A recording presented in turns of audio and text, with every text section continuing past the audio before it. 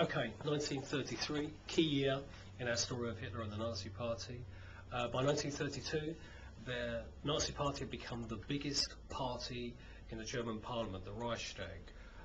Why had this happened? Because of the effects of the Depression, a sense of hopelessness, a sense that the normal politics, the Social Democratic Party, the moderate parties had nothing to answer for the various crises that Germany was going through. Hitler appeared to give hope to people. So as a consequence, brilliant campaigning, brilliant organisation, the brilliant propaganda made the Nazi Party the biggest party in Parliament. Under normal circumstances, the biggest party in Parliament, the leader of the biggest party, would become the Chancellor or the Prime Minister of the government. However, the President, General Hindenburg, loathes Hitler and is determined to block him from achieving this position of great power. However, in 1932, nobody could seem to govern within the Reichstag. Various people try, in minority parties. The Nazis always walk out of Parliament, try and disrupt and block any government activity.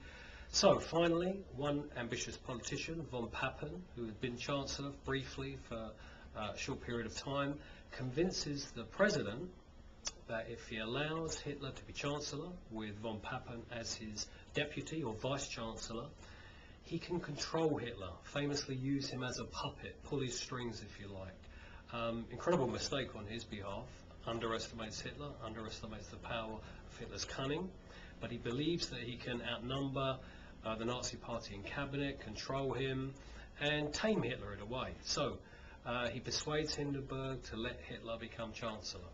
So in January 1933, Hitler achieves this Prime Minister's job.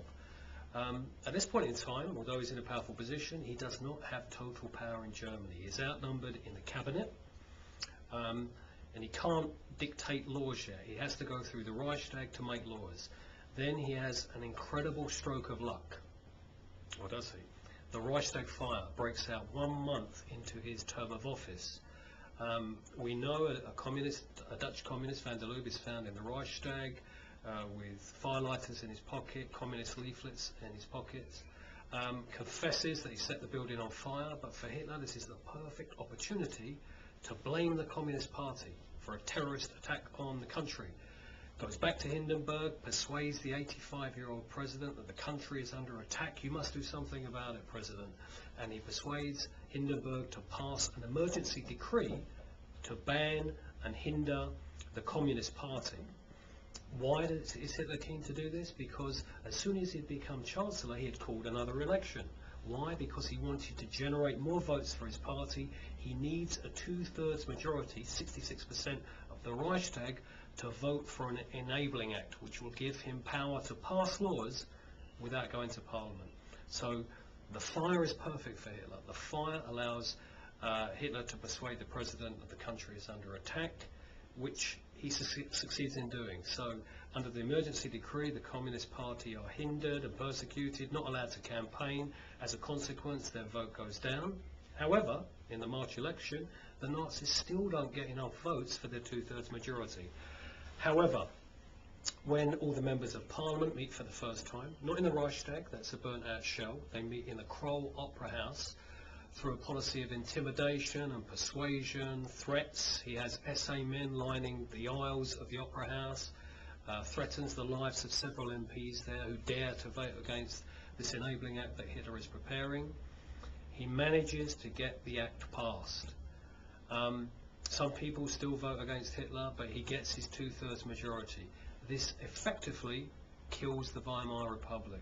From this point on, Hitler does not need to go to Parliament to get a new law passed. He can simply dictate.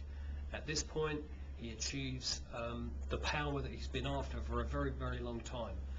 Would he have done this without the fire? He probably would. The fire, however, accelerates this process of total power. He's now controlling the government. He's now doesn't have to worry about convincing the Reichstag to pass his laws, and he's in a much stronger position. He will be even in a stronger position later on, after the Night of the Long Knives and after the death of the president, who is nominally his superior. but he uses the fire brilliantly to further his interests and to gain ever more power.